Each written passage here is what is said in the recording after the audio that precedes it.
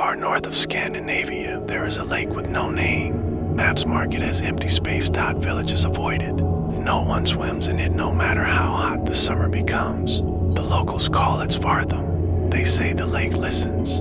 I came there during the shortest summer nights, when the sun barely dips below the horizon and sleep feels optional. I was researching old Nordic folklore stories about spirits that lived in water, long before churches were built. One legend appeared again and again, then Kakan, a shape-shifting spirit that lives in lakes and rivers. Sometimes a beautiful man playing a violin, sometimes a child crying on the shore. Always calling, always waiting.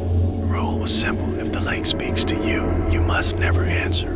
On my second night near Svarthamn, the fog rolled in without warning, thick, silent, swallowing the trees one by one. Then I heard music. Soft violin notes drifting across the water, slow, melancholic, wrong. I followed the sound to the shoreline. The lake was perfectly still, no ripples. No wind.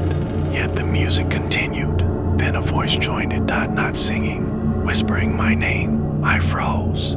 The water shifted. A figure rose from the lake, waist deep, pale skin glowing faintly in the fog. Long hair clung to his face. His eyes reflected the moonlight but didn't blink. He smiled. "You're far from home," he said gently. I remembered the rule: don't answer. I stepped back. The smile faded. The violin stopped. The fog thickened. Night. I dreamed I was underwater, breathing easily while something pulled me deeper. Fingers wrapped around my ankles like roots.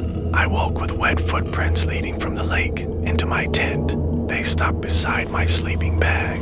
The next day, an old fisherman found me packing my things in a panic.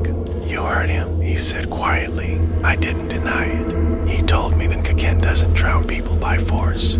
He convinces them they belong in the water. The man said, "Once you answer him, you never leave." I tried to leave before nightfall. The road disappeared into fog. Every direction led back to the lake. As the sun dipped low, the violin began again, closer this time. Louder, the voice returned, no longer kind. "You already listen," it whispered. "That's enough." The water surged.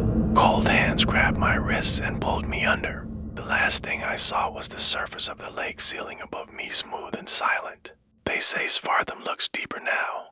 On quiet nights, travelers hear a violin playing beneath the water, accompanied by a second voice calling their name.